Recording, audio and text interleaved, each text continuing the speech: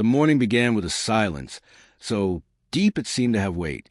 A low mist clung to the bare branches and the churned mud of the Ardennes road. Somewhere in the distance, a bird called once and then fell quiet again. For hours, the German observation team had waited, hidden in a shallow cut above the road, convinced that only scattered patrols might pass. They were weary men, young and old mixed together, their field coats stiff with frost and weeks of use. Through binoculars, one of them scanned the white blur beyond the first bend, searching for the familiar shape of an American tank column or perhaps the occasional jeep. Instead, something else emerged and kept emerging. It began with a single pair of headlights, two small yellow eyes pushing through the fog. The sound was muted at first, a distant hum that could have been mistaken for the low drone of wind across the trees. Then came the outline, a truck, canvas hood drawn tight, bumper caked with dried mud from roads somewhere far behind. Another followed close behind it, headlights set at the same careful interval, as if measured with string. Then another, and another. The hum grew to a steady mechanical heartbeat. One observer lowered his glasses and frowned. He counted silently to 10 to 20. The trucks did not stop. They came around the bend with precision that looked almost choreographed, olive-drab shapes sliding forward out of the mist, each one alike yet somehow purposeful, alive with movement. Behind the cab of each vehicle swayed barrels, crates, covered shapes strapped down under ropes. Canvas rippled gently where it was not frozen stiff. The men exchanged quick glances but said nothing. Talking seemed dangerous, like admitting a truth they were not ready to face. For years, German officers had spoken of enemy softness, of an industrial nation too pampered to endure hardship. Yet here was a column that felt endless, feeding itself forward without hurry, without panic, just certainty. The road itself seemed to vanish under the rolling tires. The mist began to lift in thin, tattered veils, and the faint winter light revealed more vehicles queued far back along the curve of the valley, trucks crawling up ridges, headlights flickering as they rose and dipped over frozen ground. A faint tang of fuel drifted toward the observer's perch, sharp and oily in the cold air. One soldier shifted and drew his coat tighter, though the chill seemed to come now from somewhere deeper than the weather. They had heard rumors, of course, whispers of American production lines, of Detroit's ceaseless machines. But rumors were abstractions. This was reality in motion. Here was industry turned into movement, into lifeblood, into war that could be fed and fed without pause. The trucks kept coming. Now there were tankers, long silver bellies reflecting the weak light. Now open beds stacked with ammunition crates, each stenciled with neat codes. Some carried soldiers perched along the edges, rifles slung, faces half hidden behind scarves. All were moving with the same unbroken rhythm. The road vibrated faintly under the weight. Time itself seemed to stretch, each minute bringing more shapes out of the mist. No one spoke. They just watched, transfixed and suddenly aware of the smallness of their own supply chain. A few horse carts, a scattering of fuel drums hidden under pine boughs, tanks idle for want of gasoline. Down below, the Americans move with quiet assurance, a mechanical tide rolling toward the front. The observer stayed until the light faded again, and the hum of engines became an unending dusk chorus. Only then did one man finally whisper, voice thin and low, as though afraid the sound might carry, "Yes, Hort nicked auf. It doesn't stop." And it didn't. The winter before the war, Berlin's war planners gathered in rooms heavy with cigarette smoke and maps. The tables were long and polished, scarred by compasses and steel rulers, covered in tracing paper and neat black ink. There was a confidence in the air, a belief forged from the lightning victories of an earlier age and from a culture that prized daring over caution. On the wall, pins and string mapped Europe as if it were a chessboard, its railways and rivers seen not as obstacles, but as arteries ready to be seized. They called it Bildungskrieg, War of Movement, and believed it to be the art Germany alone still understood. The assumptions were simple and seductive. A campaign must be fast. A war must be won before material scarcity could bite.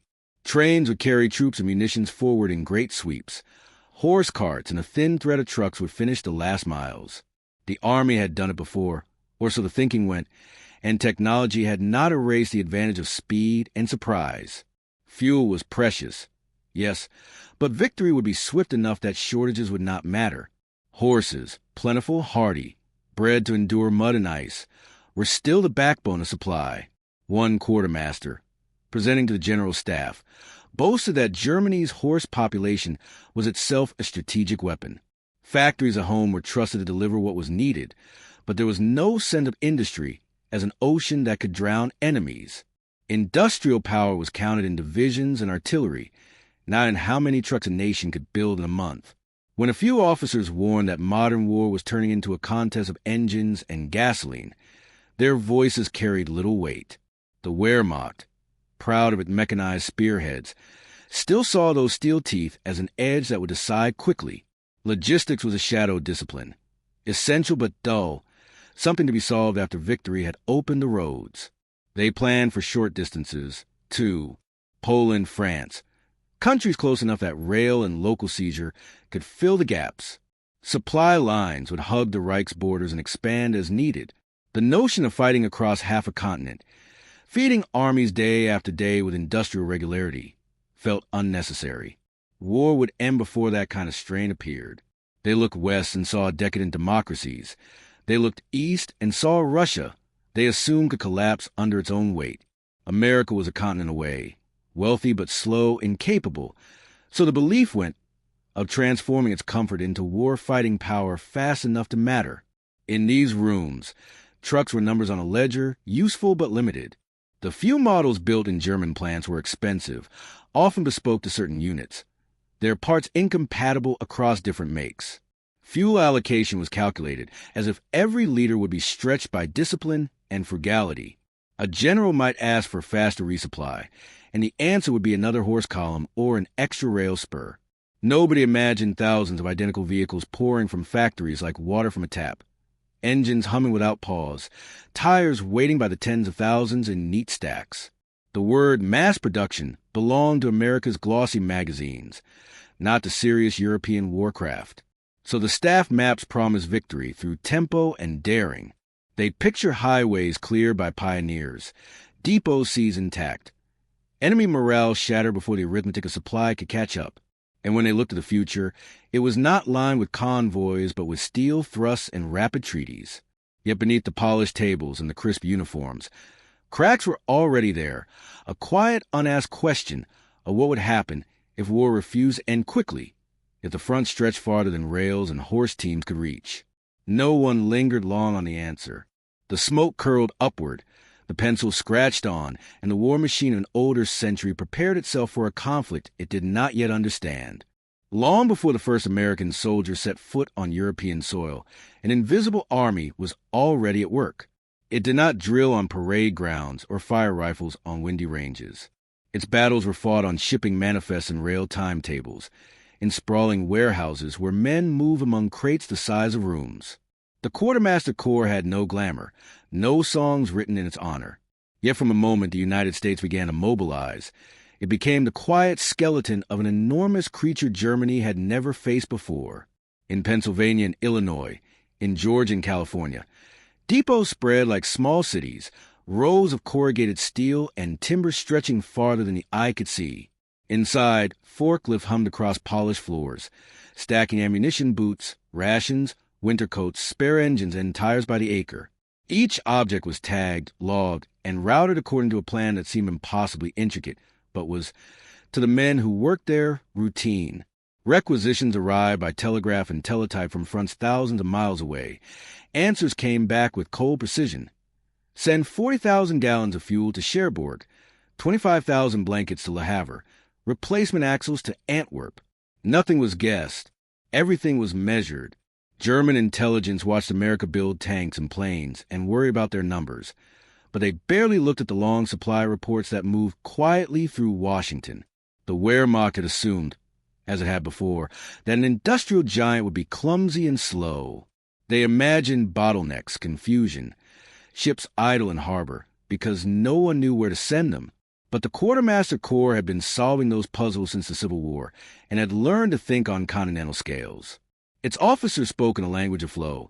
How many trucks could be unloaded at one port each day? How many rail cars could reach the docks? How many tons of flour or gasoline could be pushed forward before a single combat unit set foot on a battlefield? In New York Harbor, Liberty's ships were stuffed with everything an army could need. Pallets of canned rations sat beside crates of field telephones, barrels of motor oil beside stacks of rain ponchos. Each vessel was a floating department store of war. On the other side of the Atlantic, British ports groaned under the weight of American plenty. Quays once meant for fishing boats and coal barges now swallowed endless tonnage. Trucks rolling straight from cargo holds onto waiting piers, ready to drive onto European roads. The men behind this miracle were engineers and transportation officers, names never whispered in Berlin's war rooms. They had studied how to move armies across oceans, how to feed and clothe them, how to replace what broke before the fighting stopped. They did not wear medals for courage under fire. Their victories were measured in miles of pipeline laid, days shaved off unloading schedules, new depots sprung up overnight on foreign soil. When Allied planners chose Normandy, quartermaster officers were already sketching how to turn shallow beaches into gateways for food, fuel, and vehicles. When Patton dreamed of sweeping across France, they quietly calculated how much gasoline 100,000 men and their machines would drink each day and arranged to deliver it. To German eyes, the war had always been about men and weapons, not about the silent sea of spare parts and bread that made movement possible. But this other war, the one of crates and timetables, would prove decisive. Each olive drab truck that appeared on the Ardennes road was there because someone in a faraway office had plotted its journey months before, because a clerk in New Jersey had stamped a form, because a long chain of ships and rail cars and fuel depots had been aligned like dominoes. German planners had never accounted for an opponent able to summon such depth and order from across an ocean. They would come to learn that these anonymous logisticians were as dangerous as any tank crew. They could move an army not just into battle, but through one overrun geography with supply itself. When the convoys finally rolled eastward, the power behind them was not only Detroit's factories, but this patient, calculating core that turned raw abundance into unstoppable momentum. Germany had overlooked them, and soon the war would show what a quiet, well-fed machine can do when it finally begins to move. Before the war, Detroit's skyline shimmered with glass and smokestacks, a city of wheels and chrome. The hum of the assembly line was its heartbeat, steady and confident, feeding a peacetime appetite for sedans and coupes. But in the months after Pearl Harbor, that rhythm shifted. Showrooms emptied, civilian models vanished from advertisements, and something heavier began to move through the city's veins. At first, it was just retooling. A few experimental runs of military trucks, cargo beds replacing polished trunks. Then the scale widened until a familiar business of selling cars was swept aside by something larger, the deliberate conversion of consumer America into a war forge. The transformation began quietly. Engineers walked the lines with clipboards, measuring, timing, studying the choreography of riveters and welders. Production chiefs from the War Department toured plants and spoke in new terms: tonnage, standardization, acceleration. Ford, Chrysler, General Motors, each had long mastered speed, but now they would learn a new kind of urgency. Civilian sedans and convertibles disappeared as if they had never existed. The advertisements that once promised leisure and freedom were replaced by posters of trucks climbing muddy roads under fire. Managers tore out jigs built for car doors and replaced them with fixtures for cargo racks and flatbeds. By the summer of 1942, whole factories once devoted to pleasure driving were pulsing with the smell of cutting oil and the clang of military hardware. In those cavernous spaces, something astonishing happened. Complexity collapsed into efficiency. Civilian models had been designed for beauty and variety. Different trim packages, custom fittings, annual style changes. War required sameness, and sameness brought speed. A Studebaker cargo truck looked almost identical to its GMC cousin. Parts would be swapped, bolts and fittings matched across miles of assembly floor. What once took a day could be done in hours. Plant whistles signaled double shifts. Women replaced men drafted overseas, hands quick on pneumatic wrenches, hair tied back with scars against grease and sparks. They learned fast, driven not by romance but by precision and paychecks, turning raw steel into vehicles at a rate no European army could hope to equal. Rail spurs feeding Detroit became rivers of materials. Steel coils, rubber from southern plantations, copper wire, fuel for furnaces. Out the other side rolled columns of finished trucks, each painted an olive drab, each tagged and shipped before its engine had cooled. The city's freeways clogged not with commuters, but with convoys heading for ports, flatbeds carrying row after row of identical machines. Newspapers ran photographs of parking lots so vast and uniform, they looked like new cities. Acres of trucks nosed to tail, waiting for ships. German intelligence saw pieces of this, but misread it. They knew Detroit was an automotive capital, but they assumed retooling would be slow, the disruption severe. They did not believe that a consumer economy could pivot and scale with such ferocity. Yet American industry was built for volume. Once told what to build, it poured itself into the task like water filling a mold. The very thing German planners dismissed, the restless appetite of a mass market, now turned to war and delivered numbers they could not dream of matching. Each truck was simple but relentless.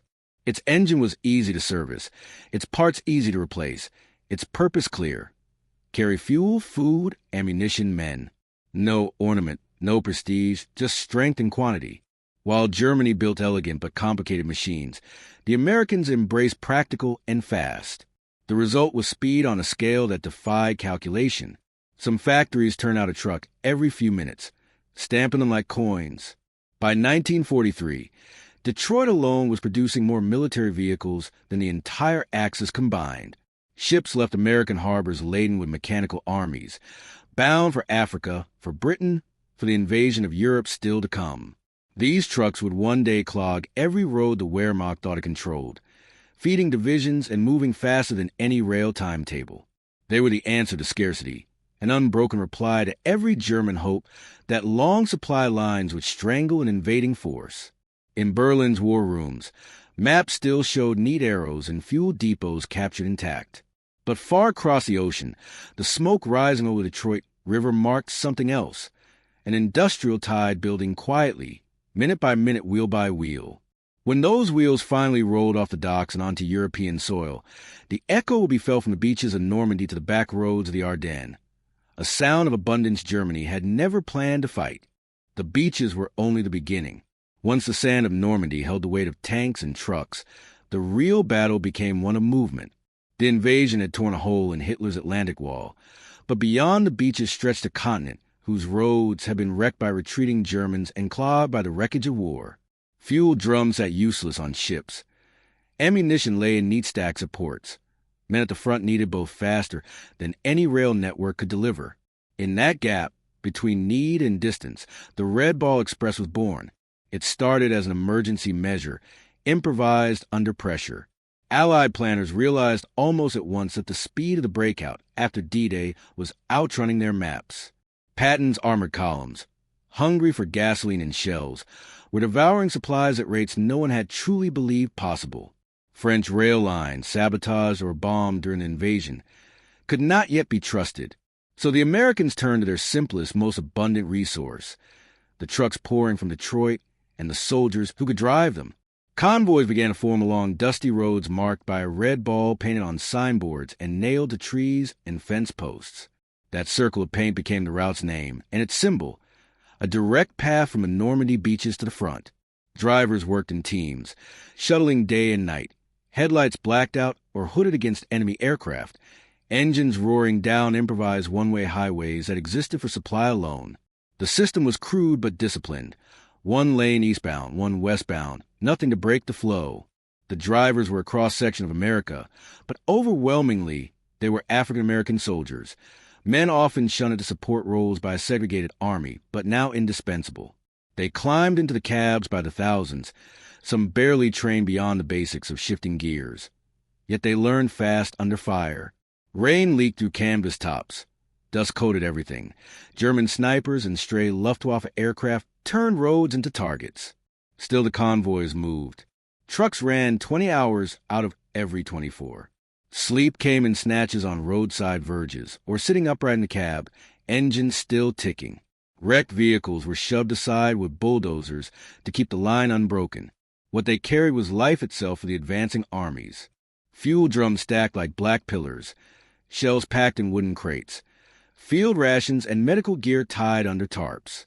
At the front, every division commander knew the rhythm. If the Red Ball stopped, so would the offensive. Patton famously said his tanks ran on gasoline and guts. The guts were his men, but the gasoline was these drivers, pushing forward through night and mud and fear. The scale was staggering. At its peak, the Red Ball Express moved thousands of tons of supplies every day, an uninterrupted river of rubber and steel. From the air, it looked like a vein pumping directly into the heart of Europe. German intelligence struggled to understand how an enemy so far from home could feed an invasion at such speed. Reports spoke of endless lorries, of roads reserved solely for supply, of columns that did not pause. Officers who had trusted France's broken infrastructure to slow the Allies began to realize their mistake. The Americans were not waiting for rail repair or captured depots. They had built their own moving pipeline. For the drivers, the work was relentless and often thankless. They joked, cursed, and sang to stay awake. They patched tires on the roadside, traded cigarettes for spare parts, hauled each other out of ditches. They built fraternity in motion, bound not by glory but by the shared knowledge that without them, the fight would freeze. In the mess tents at the ports, clerks marked their progress with pins on maps, watching the red line stretch deeper each day into occupied territory. By late summer, as Paris fell and the Allied armies lunged toward Germany, the Red Ball Express had become more than an improvisation. It was a legend. Supply flowed faster than retreating Germans could destroy bridges or mine crossroads. In Berlin, staff officers studying reconnaissance photos saw lines of trucks too long to count and felt the first cold weight of understanding. An army that could feed itself at such a pace, that could create its own arteries across a continent, was not going to be starved or slowed. The drivers rarely saw the grand strategy their work enabled. They only knew the road, long, rough, endless, yet behind each gear shift and sleepless night was a quiet defiance of distance and shortage. It was movement turned into power, abundance turned into momentum. And somewhere ahead in command posts and forward observation holes, German officers would soon witness what these convoys meant, an enemy that could invent speed from nothing, keep its armies alive far beyond the limits of maps, and make war as much about movement as about battle. By late summer, the war reports arriving at German Corps headquarters began to carry a new and unsettling refrain. The usual details of enemy unit strength and artillery placement were there, but woven between them appeared phrases that had rarely been seen before. Kolonnen ohne Ende, columns without end. Officers at forward posts wrote of roads clogged with American trucks, not in the fitful drips and pauses of an army reaching too far, but in a steady tide that did not stop for night or weather. The messages were clipped professional, but behind their brevity was disbelief. On the ground, reconnaissance patrols tried to count what they saw and gave up. Infantry scouts hidden in hedgerows near the Seine or the Meuse watched for hours as one convoy after another passed. The vehicles were all alike and yet slightly different. Tankers, flatbeds, stake trucks, jeeps darting along the edges. Their discipline was unnerving. No stragglers, no long gaps, headlights hooded at dusk but still glowing faintly enough to mark distance, horns used only in brief signals. When a bridge was down, engineers appeared to throw a new span across the water, and the flow resumed almost before the mud settled. Above, Luftwaffe pilots flew low when they could and came back shaken. Photographs developed in darkrooms behind the lines showed gray ribbons of road so crowded that they looked like factory belts. Tiny olive shapes stretched for kilometers. In some images, the convoys were doubled, two parallel lines crawling forward, supply and return lanes kept apart to avoid snarls. Analysis officers pinned these photos on walls beside maps and tried to measure tonnage from shadows and spacing. The numbers outstripped anything they had believed possible. At Army Group headquarters, staff officers debated the reports, some dismissing them as exaggeration born of nerves, others staring silently at the photographs. Fuel had been Germany's curse since the first Panzer rolled into Poland. Every liter was precious, every advance limited by what could be carried. Now they face an enemy for whom gasoline seemed to appear out of thin air, barrels stacked at every crossroads, tankers lined up like beads on a string. Ammunition dumps followed the front, never empty, always replenished. Even field bakeries and mobile repair shops traveled in this endless train. Radio traffic betrayed quiet alarm. One Panzer commander begged for guidance after failing to cut a single American road network. Mines and artillery had cratered sections of highway only for bulldozers and graders to smooth them within a day. Bridges destroyed at dawn were patched by dusk. A colonel near Nancy reported that his men had destroyed what they thought was a vital fuel depot only to see another, larger one appear within 48 hours, its barrels painted with fresh stencils, its guards calm and well-fed. In Berlin, the phrases piled up. Fein Verfügt über unbegrenzte motorisierte Transportmittel. The enemy possesses limitless motorized transport. Nachtschub ohne Unterbrechung. Supply without interruption. What troubled the general staff was not only the scale, but the rhythm. These were not random convoys. They moved as if on a timetable. To men raised on the idea of Auftragstaktik and improvisation, it was a new kind of warfare, planned to bolt and minute, immune to chaos because it had already accounted for it. Some younger officers dared to say aloud what their superiors only thought. The Americans had made war an industrial function. It no longer depended on seizing railheads or living off captured depots. It was self-generating, a creature fed by factories across an ocean and moved by hands trained not to falter. No amount of sudden offensive could starve such an enemy quickly enough. By autumn, the word unendlich, endless, entered reports with a bitterness that was half awe. At divisional briefings, men leaned over aerial photos and saw their predicament spelled out in miles of trucks. They began to understand that every destroyed tank or downed aircraft would be replaced, that every bullet fired at the Allies would be answered with 100 more arriving behind those convoys. Some wrote it in diaries they never expected anyone to read. We cannot cut the arteries. They grow faster than we can sever them. And still on the ground in the air, the images came back. Roads alive with engines, headlights glimmering through mist, a pulse of movement too vast to stop. By the same weeks that American supply rivers poured east, German movement shrank to a desperate trickle. The vision of Blitzkrieg, steel sweeping forward in thunder and gasoline, had once seemed unstoppable. Now it looked like something out of another age. On Forest Road behind the front, long strings of horses strained under harnesses, their ribs showing through winter coats, pulling wagons laden with shells or sacks of meal. Drivers hunched low, boots wrapped in rags, listening to the groan of wooden axles. Where polished armor columns had once rolled, there was the creak of leather traces and the dull thud of hooves. Fuel shortages haunted every order. Quartermasters who once plotted daring advances now spent hours begging for allocations measured in dribbles. 20 liters for a reconnaissance car, 50 for a command vehicle.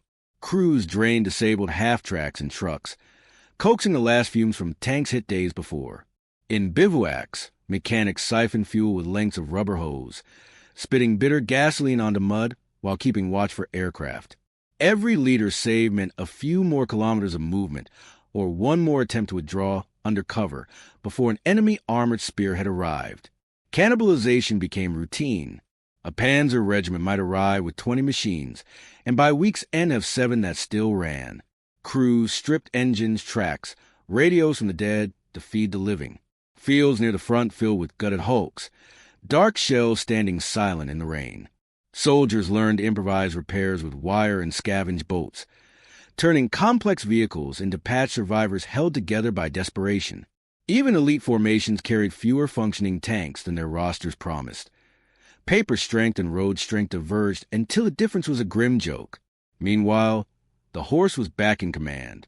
Nearly 3/4 of German supplies still depended on animal power, a truth long hidden under the myth of mechanization.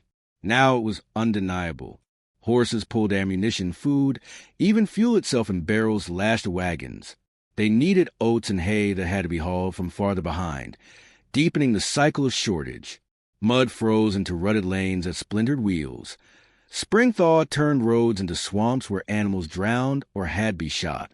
Along these miserable tracks, soldiers walked beside their teams, rifles slung, boots sinking with each step. Engines failed. Animals, at least, kept moving until they too collapsed. The army tried to enforce ration discipline with colored tickets and strict quotas, but combat blurred everything. Fuel marked for one battalion was quietly diverted to another in crisis. Officers argued over drums as if over treasure. Some outposts were left abandoned because there was no gasoline for retreat. Trucks that did run were often solitary, trying to sneak through with lights doused, tires worn to threads. There was no thought of building a constant flow. Each journey was an ordeal.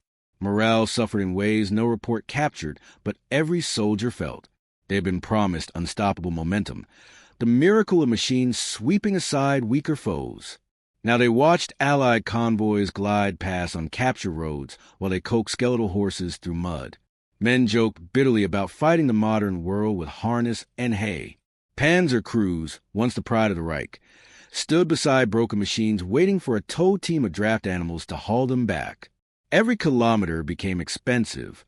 Engines consumed not just fuel, but the last illusions of technological superiority. Even where German tanks outgunned an opponent, they could rarely mass in numbers or sustain pursuit. Ammunition arrived late, or not at all. Food reached front lines cold and sparse. Soldiers gnawed a hard bread, while overhead American cargo planes droned toward their own troops with crates of fresh rations. This contrast reached beyond morale into strategy. Commanders could no longer plan deep operations.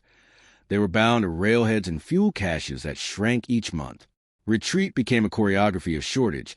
Divisions pulled back not by enemy fire alone, but by empty tanks and spent horses.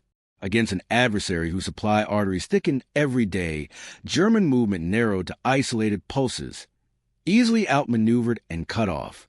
In diaries and letters home, officers wrote with quiet dread, "We have returned to the 19th century," one captain confessed. "The Americans are factories on wheels. We are carts and prayers." Another noted that his panzers had become bunkers, immobile turrets holding ground until they broke. The mechanized dream that had conquered Europe in 1940 was dying by inches, starved of oil and speed, while across the shattered countryside the unending hum of Allied engines never stopped. The Falaise pocket closed like a steel trap. Summer dust hung heavy in the valleys of Normandy as German units tried to slip east before the jaws shut completely. Columns of men and vehicles jammed narrow roads already churned into mud by weeks of battle. Smoke from burning fuel and shattered armor clung to the hedgerows. Amid the chaos, an unsettling sight took root in German eyes. Long files of American trucks streaming forward in the opposite direction, smooth and deliberate, bypassing wreckage and feeding the Allied advance with unnerving speed. Retreat was never orderly, but this one verged on collapse. Officers barked orders to keep routes clear for their own remnants, but the effort was futile. Fuel-starved half-tracks crawled like wounded animals, pulling guns with engines that coughed black smoke. Wagons creaked behind teams of exhausted horses, their loads light but precious. A few shells, bread, bandages. And while these columns stumbled, American convoys poured eastward across newly secured roads. They came on two parallel lanes, one for loaded trucks going forward, one for empties returning to the beach depots. The flow seemed mechanical, unstoppable. Even with bridges down and crossroads cratered, engineers had laid steel mats or thrown temporary spans to keep the movement unbroken. German survivors who slipped out of the encirclement carried backstories that unsettled their staffs more than enemy fire had. They spoke of supply trains on wheels, of depots springing up behind every village the Allies took, of gasoline arriving faster than panzer commanders could burn what little they still had. The old assumption that rail was the bloodstream of any modern army had shattered. The Americans were proving something new. Trucks could outrun the destruction of infrastructure. Where rails could be bombed and switches sabotaged, roads could be patched, and convoys rerouted before nightfall. At Army Group headquarters, maps still hung, dense with pins and colored string.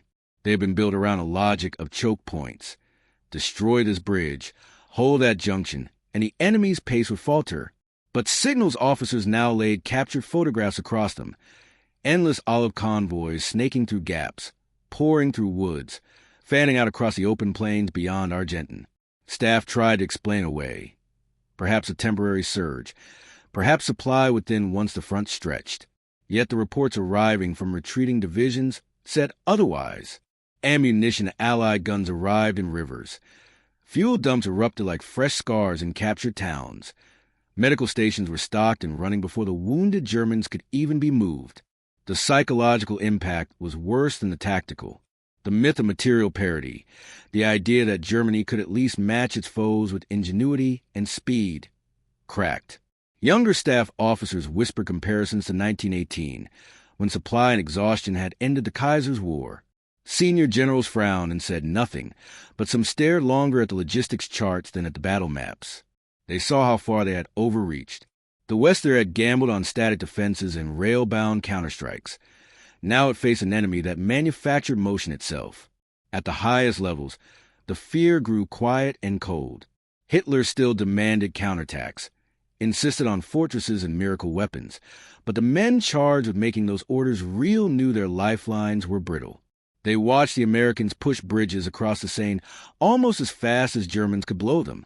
They heard of Red Ball convoys hauling fuel directly to Patton spearheads, cutting free of rail entirely. They saw how swiftly the Allies turned captured French ports and roads into arteries, while their own supply systems shriveled and recoiled. Officers began hoarding fuel not for attack, but for retreat. Workshops cannibalized trucks for one last dash east. Staff memos urged immediate withdrawal to shorten lines, to hug what rail remained intact, to protect the dwindling oil trains coming from the Reich. They knew they were bleeding capacity faster than any replacement could arrive.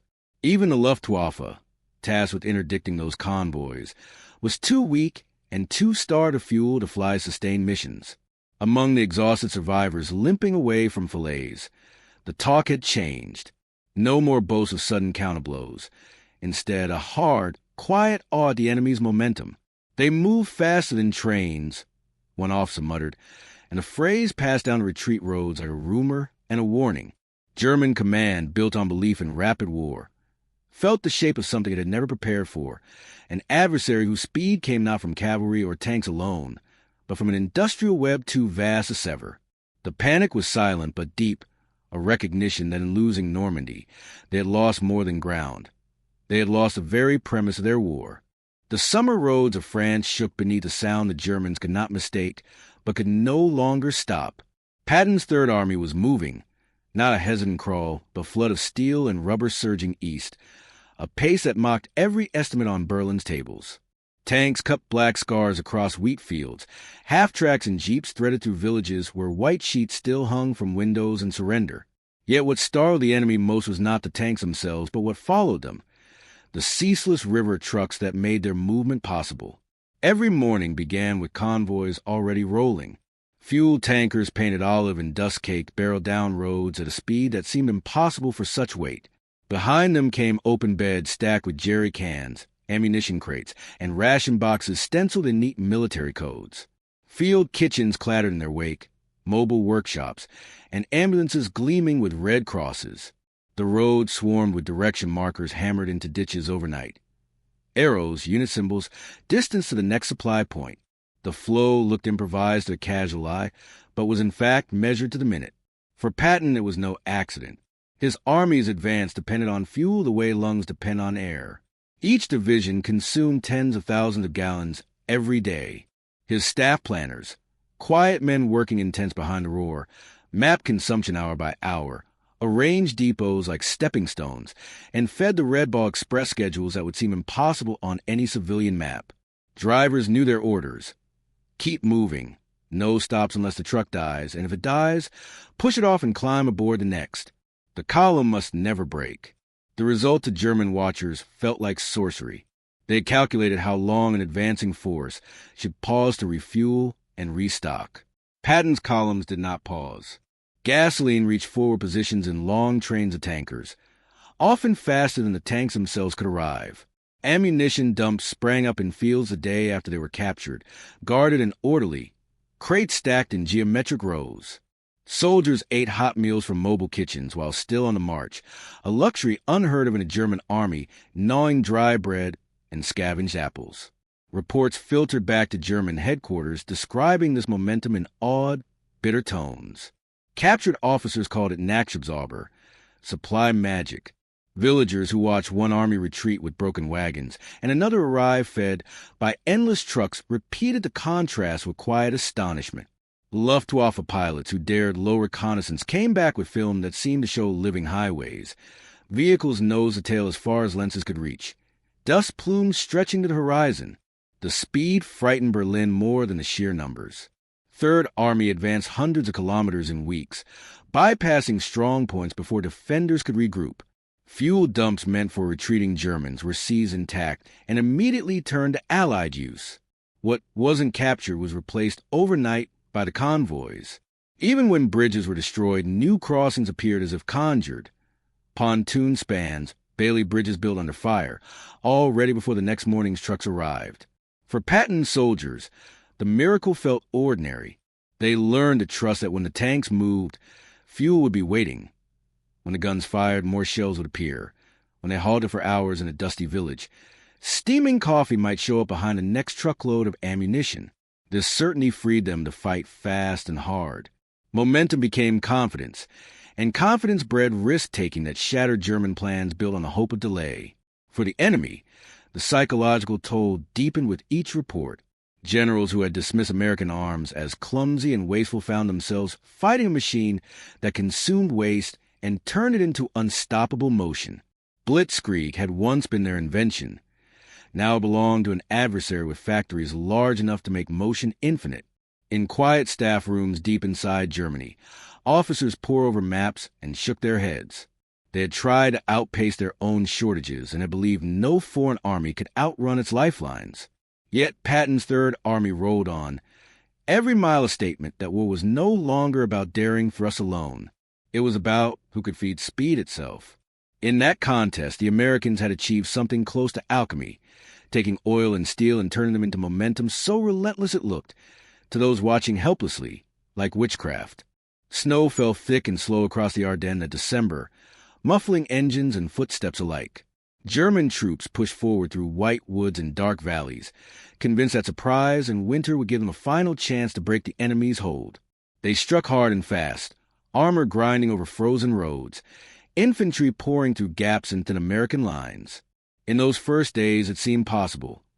Fuel dumps captured, bridges seized, Allied units scattered in shock. High command exhaled a rare breath of hope. If they could drive to the Meuse and cut the enemy in two, perhaps the war might yet shift. But almost at once, the terrain itself seemed to betray them. What they imagined were fragile supply threads proved dense and alive. Roads blown by German engineers were rebuilt before the debris froze solid. American engineers arrived with convoys of lumber, steel matting, and prefabricated Bailey Bridge sections. Where a culvert had been mined in the night, trucks rumbled across a new span by dawn.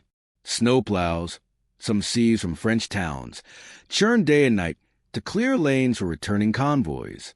Even blizzards that grounded aircraft could not silence the hum of engines behind Allied lines.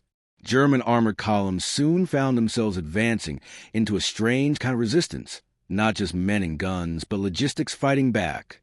They captured crossroads only to watch Americans rear out supply through side tracks and farm lanes mapped by scouts months before. Interdicted fuel convoys reappeared on alternate routes within hours. Columns that expected to starve enemy tanks found them still fueled and firing. When German spearheads ran dry, engines sputtering to a halt in the bitter cold, American tankers arrived to refill their own armor and press counterattacks. Reports from the front grew confused, then grim. Panzer leaders radioed for gasoline and were told none could come. Units broke apart scavenging for fuel, while across the snowy fields American depots seemed to sprout like frost. Ammunition, winter clothing, food, all arrived in quantity enough to sustain not just offense, but growing counterstrikes. German reconnaissance flights, few and costly, returned with images of road networks glowing with headlights despite weather and bombardment. Trucks threaded between columns of refugees and wreckage, disciplined and endless. At Bastogne, where German forces had encircled a key crossroads, they expected isolation to finish the defenders. Instead, supply lines flexed and reformed. Airdrops breached the siege from above. Ground convoys probed through night and fog. Engineers kept approach routes open under shell fire, dragging aside wrecks, throwing new bridges across ice streams. By the time skies cleared and Allied aircraft returned, the trapped American paratroopers were far from starved. Still fighting, still fed and armed by a system that refused to break. What the Germans confronted was more than battlefield resistance. It was a cumulative weight of an industrial machine that could absorb shock and heal itself overnight. The entire counteroffensive, designed around cutting veins and arteries, faltered because those veins reknit faster than knives could cut. Each captured intersection proved temporary. Each hope for a choke point melted under a flood of trucks diverted to fresh paths. Inside German command bunkers, the disbelief was sharp. Plans that assumed a slow, ponderous enemy chained to ports and rails. Instead, they faced an opponent whose logistics behaved like a living organism, adaptive, redundant, tireless. Reports spoke of American supply officers shifting routes in hours, of spare bridge spans carried forward on trucks, so they could rebuild faster than destruction could keep pace. One colonel likened it bitterly to fighting water.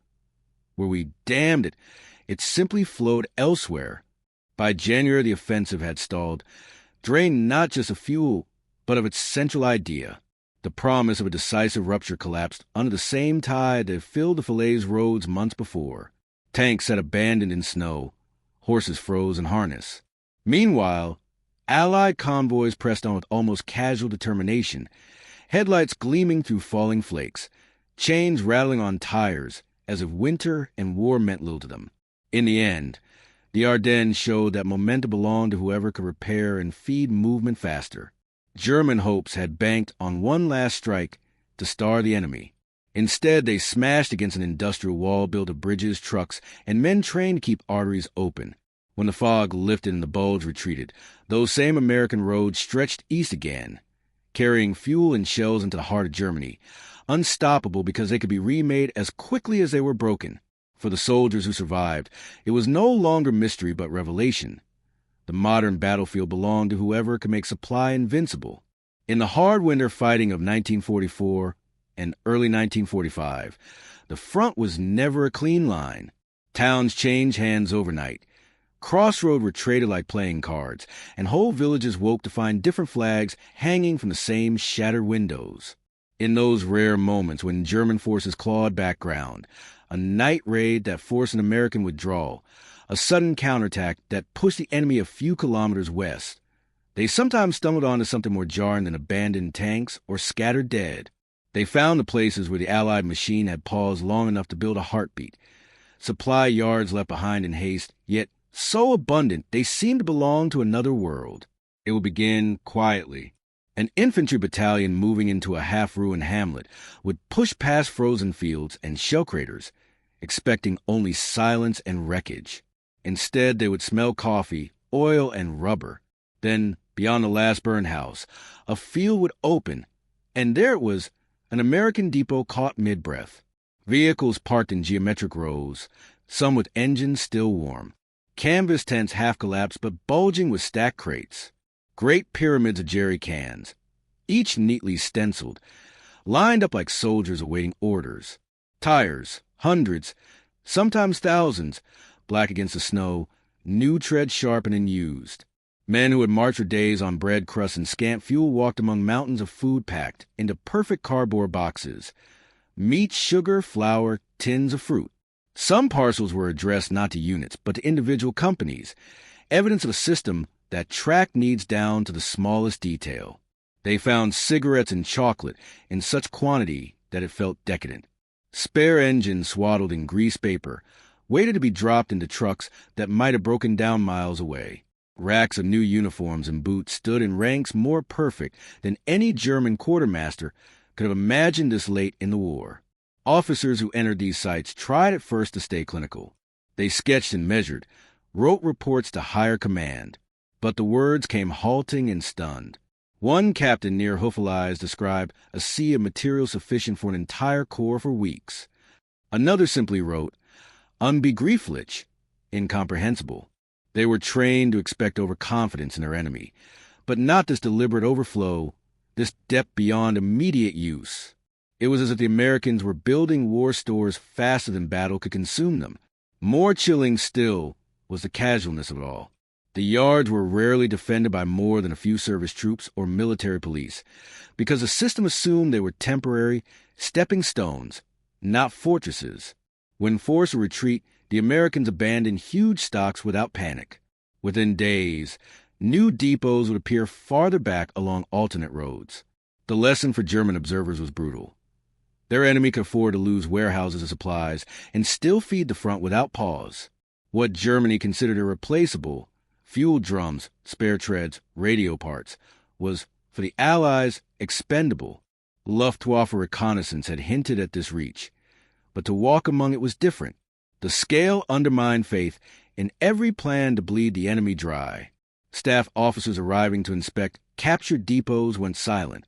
They had taught themselves to believe the Americans were rich but clumsy, vulnerable if struck hard enough. Here was proof otherwise. A war economy so huge that even scraps were riches, and the scraps alone could out-equip a German division. Some depots yielded a final humiliation. Printed schedules tacked to timbers, showing delivery timetables with exact hours and tonnage for coming days. Fuel convoys that would never arrive now, but could easily be redirected elsewhere. Even as German troops warmed hands over captured stoves and passed around tins of peaches, they understood the deeper message. These goods were only one thread of a far greater web. The Americans would notice the loss, note it, and spin a new strand without slowing. Field commanders returned to headquarters carrying more than booty. They carried a realization hard to fit into reports. No plan to sever the Allied lifeline could work. The enemy's reserves were so thick that cutting one vein only diverted the flow. In the face of such abundance, German logistics, a patchwork of ration tickets, horse carts, and prayer, seemed not merely weak but antique. Officers described the shock in letters home with a bitterness edged by awe. One wrote that a single abandoned yard could have fueled his entire regiment for a month. Another said it was like stepping into the armory of a world that would never run out. For Berlin, these reports landed like stones in a well. They vanished into silence because there was no remedy. The Reich could not conjure oil fields or factories to match the scale. The captured bounty spoke louder than propaganda or hope. The enemy's war machine could lose thousands of tons of material overnight and remain unstoppable. And so, each brief local victory, each retaken town, felt hollow. Behind the trophies and the scavenged rations was a cold understanding that the Americans would simply build again, faster and farther, while Germany shrank. In the dim light of a January morning, the photo interpreters of the Luftwaffe spread a new series of prints across a cold steel table. The room was quiet but for the hum of a single stove and the scratch of grease pencils. The images, still smelling faintly of developer, showed stretches of Belgium and northern France under winter's pale sky. Snow glazed the fields in uneven sheets. Black scars of roads cut through the white, and along those roads, even to the untrained eye, there moved something living and unbroken. From altitude the convoys looked almost delicate, tiny olive specks threading valleys and climbing ridgelines. But there were too many to dismiss. One photograph captured a bend of the Meuse where a pontoon bridge arched like a dark spine over frozen water. On both banks, trucks queued nose to tail as far as the film reached, waiting not in confusion but in precise double columns. Another frame revealed a crossroads marked by giant camouflage nets. Yet even underneath the rhythm of wheels showed. Faint ruts radiating outward, fresh tracks etched across snowy shoulders where engineers had widened the way. The analysts tried to measure, counting trucks against known road lengths, comparing shadows to estimate size. They marked fuel tankers with red pencil, cargo haulers with blue, jeeps and ambulances in fine black strokes. Soon the maps on the walls looked like veins feeding a single giant heart. Estimates climbed. Thousands of vehicles, maybe tens of thousands, moving daily, feeding an advance that had not slowed despite winter and counterattack. When the first generals arrived, summoned from nearby headquarters, the room went still. These were men who months earlier had waved away talk of American depth. They had trusted attrition to buy time, believed rails and bridges would remain weak points, believed that an army crossing an ocean must remain fragile. Now they bent over the tables and saw photographs that denied every comforting assumption. The Meuse and its tributaries, once natural barriers, were knotted with traffic flowing east. The enemy had not only repaired roads, but created new ones. Faint gray ribbons cut across woods and fields, invisible to ground scouts, but clear from above. Camouflage nets at depots the size of villages, yet telltale tire scars gave them away. churned ground where fuel drums must be stacked, where cranes lifted heavy crates. One general traced a finger across a print and muttered a single curse. Another adjusted his glasses, leaning close as if disbelief could vanish under detail. The silence was worse than shouting. They had all seen exaggeration in reports from the field. Photographs could not exaggerate. Here was proof, frozen in silver nitrate. A supply system that could not be starved. Bridges bombed yesterday were replaced today. Columns diverted around wreckage with geometric grace. Even the pattern of camouflage suggested thoughtfulness. Entire forests reworked to hide what sheer quantity made unhideable. An air officer tried to offer comfort, saying weather and fighter patrols might slow these flows. But the prince contradicted him. Even under heavy clouds, traffic moved. Even with few clear skies, the roads lived. Someone in the American rear was orchestrating this with a discipline and imagination none of them had credited. For years they had prided themselves on Auftrag's tactic, flexible command, clever initiative. Yet here was a different genius. Foresight and production so deep that no single cut could cripple it. They had believed machines were only as strong as the men driving them. Now it seemed the opposite. Men were made strong by a machine vast enough to carry them. By afternoon, the table was still crowded. But conversation had drained away. Orders would be written, bomb these roads, raid these depots. But those given them already felt the futility. Fuel was too short for sustained air missions. Pilots too few, weather too fierce. Even if strike succeeded, tomorrow the pictures would change and new lines would snake across the snow. As the generals filed out, some carried copies tucked into dispatch cases, as if holding the images might help them believe or plan. Most left them on the table. They did not speak of American softness anymore. The pictures had stripped away illusions, leaving only the hard mechanical fact of an opponent who had built abundance into a weapon. Outside, the winter sky stayed low and gray, and somewhere beyond it, convoys moved unseen but unstoppable, writing their own map toward Germany's heart. In the early war years, the German soldier was told again and again that spirit could overcome steel. Posters and speeches promised that cunning and resolve would defeat the raw bulk of enemy resources. The idea had a name whispered almost reverently, Sieg durch Willen, victory through will. It had fueled blitzkrieg across Poland and France, had steadied troops as they struck deep into Russia. But by late 1944, that phrase was beginning to ring hollow, worn thin by experience and the grinding weight of the American machine. The change crept in quietly at first. A platoon leader returning from a failed raid against Allied convoys wrote in his field diary, careful to keep the word secret, "We burned 3 trucks before dawn. By dusk, the road was full again as if nothing had happened." Another officer near Aachen described a sense of drowning. Destroy a bridge and a new one appears, sees a depot and discover it was only a forward cache with larger stores behind.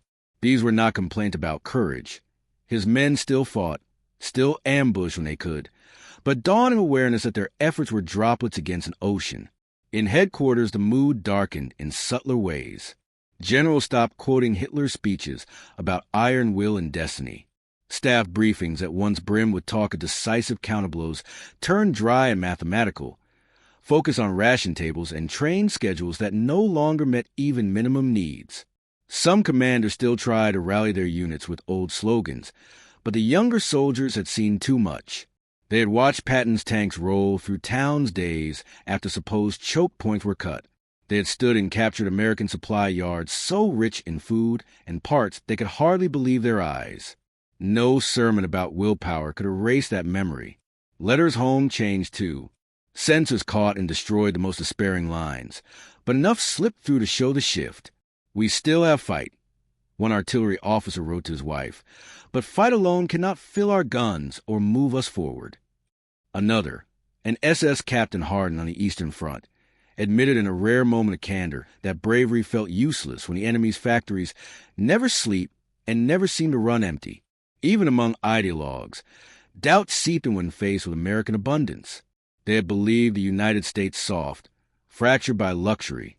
Instead, they encountered a society that could turn that luxury into endless output. Trucks by the hundreds of thousands, shells and rifles faster than they could be spent.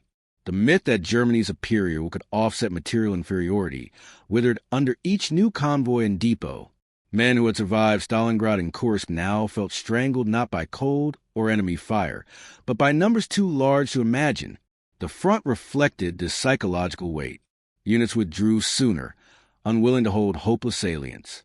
Surrender increased in pockets where troops saw no path to supply or reinforcement. Resistance stiffened only where propaganda and fear could still bite. But even the sheen of invincibility cracked. Officers, once eager to inspire with tales of miraculous endurance, grew quiet. They could not lie to men who had seen Allied roads alive day and night, who had fought hungry while prisoners behind their lines ate better than they did. By winter, victory through what was spoken less and less, except in official broadcasts few believed. Diaries filled with other words, endless, futile, exhausted. An infantry colonel wrote simply, "We are strong, but strength without fuel is nothing." Another, "We meet an enemy who manufactures speed." The realization was corrosive, seeping past fear into certainty. Courage could kill a tank, take a hill, even hold a town, but it could not conjure gasoline or bullets or warmth against an army that had built those things into a tide. That collapse of belief was not loud or dramatic. It was quiet and personal, happening one soldier and one officer at a time. But it hollowed the Reich's war machine as surely as bombing or blockade. When men no longer believed their sacrifices could alter the outcome, obedience turned mechanical, survival replaced conquest. The slogans remained on posters flapping in ruined towns, but inside, the promise was dead. The war was no longer a contest of will. It had become a contest of production and time, and every mile of Allied trucks proved who would win that kind of war. The river that had once marked a proud frontier lay gray and swollen under a cold March sky. Ice floated in slow plates against pilings splintered by artillery.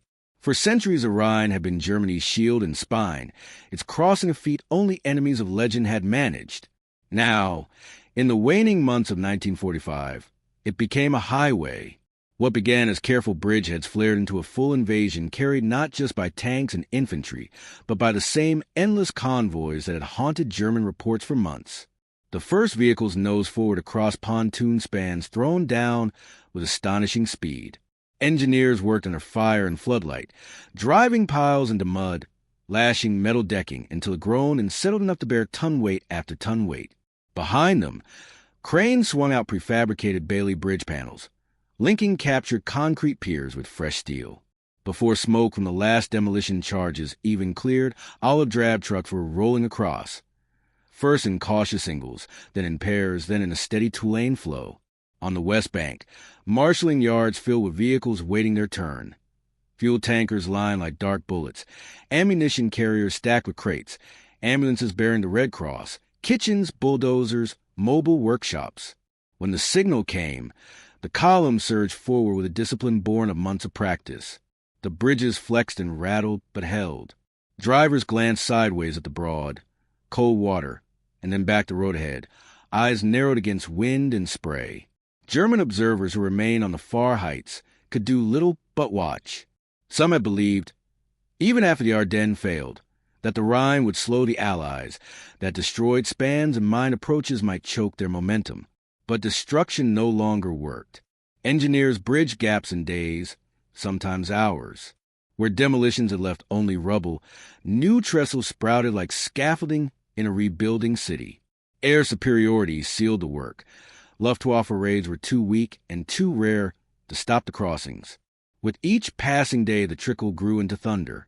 Trucks hammered eastward across pontoon causeways, so long they seemed to reach the horizon, then fanned out onto captured autobahns and country roads.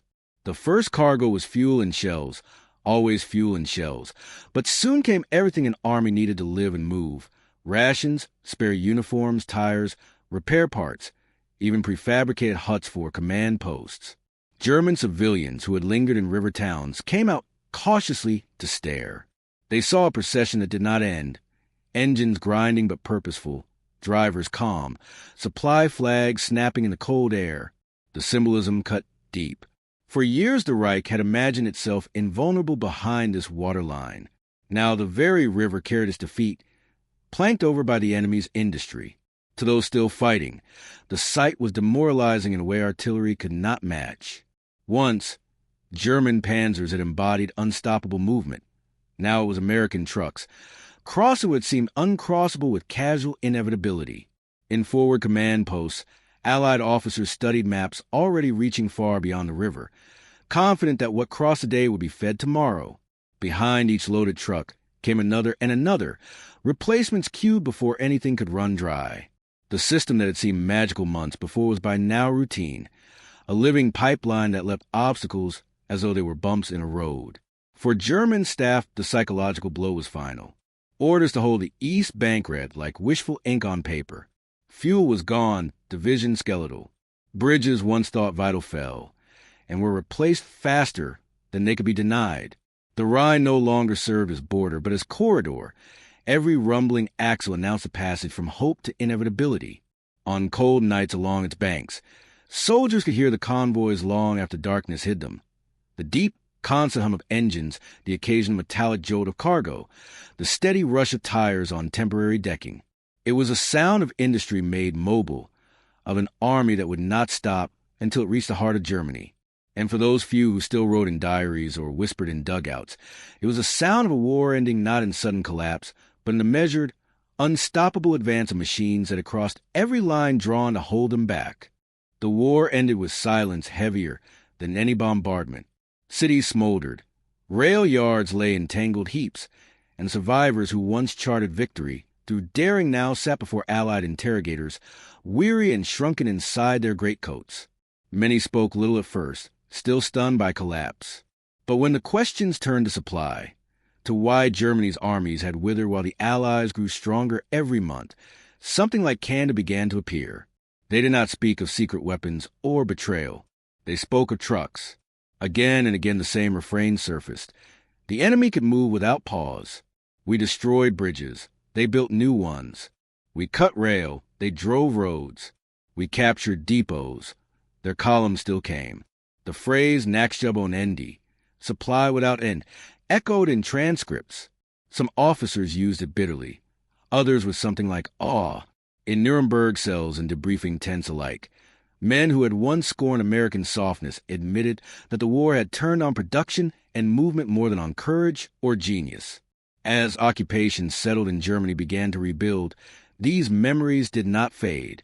They became a quiet undercurrent in the plans for what would come next. Roads that had crumbled under panzer treads were surveyed and widened. Autobahns once built as prestige projects were redesigned with freight and throughput in mind. Engineers who had fought to keep supply alive under scarcity now studied the Allied model of redundancy and speed. In universities and ministries, younger men pored over captured American manuals on convoy discipline and depot organization, translating lessons once learned in fear into blueprints for commerce and reconstruction. Factories, too, bore the imprint of defeat. Where once they had prized craftsmanship and specialization, the new Germany leaned toward scale and interchangeability. Assembly lines were reorganized to favor standard parts, rapid output, and the kind of flexibility that had allowed the United States to shift overnight from sedans to military trucks. Industrialists who had watched their nation's war machine stall for lack of spare parts resolved never again to depend on bespoke production that faltered under pressure. They studied the simplicity of a GMC cargo truck and found in its unpretentious design a kind of security. Even the culture of planning changed. Military arrogance about improvisation and genius on the field gave way to respect for logistics. Staff colleges taught future officers that strategy lives and dies on supply. War diaries once hidden became case studies. How columns starved on the Eastern Front, how the Ardennes offensive bled out for want of fuel, how endless convoys beat willpower into exhaustion. The phrase Sieg durch Willen vanished from serious conversation. In its place came practical calculations, tonnage, throughput, redundancy. Civilians absorbed the lesson too, though less formally. Truck convoys became a quiet symbol of what modernity meant. Children playing among ruins watched new lorries appear on rebuilt streets and understood, without needing to be told, that prosperity and survival rode on wheels. In later decades, when West Germany's works shafts wanted to transform cities and trade, the hum of diesel on fresh highways was more than commerce. It was an answer to defeat, an assurance that mobility and production could be mastered rather than feared. Some veterans could not watch convoys without a catch in the throat. They remembered the Ardennes, the Meuse, the Rhine, the day-long drone of engines that drowned their maps and hopes. Yet many also turned that memory into determination. Truck makers like MAN and Mercedes reinvented themselves as global producers. Road planners pushed for uninterrupted freight corridors across the new Europe. The very things that once signaled collapse became tools for recovery. By the 1950s and 60s, foreign observers noted a curious pride in Germany's transport network and industrial precision. Beneath it ran the unspoken knowledge of how the last war was lost. The sight of organized supply no longer provoked despair, but confidence. Yet inside staff archives, tucked between dry statistics, remained the photographs and reports that had once stunned their predecessors. Columns without end, camouflage of visible, the sound of defeat on wheels. For the men who had lived it, the memory was not just humiliation but instruction. They had seen that in the modern age, courage alone could not feed armies or rebuild cities. Factories that never sleep and roads that never break were the true engines of power. So they built a country where movement and production could never again be an afterthought. And though the war's slogans faded, one stark admission stayed alive, whispering classrooms and planning rooms. We lost the trucks,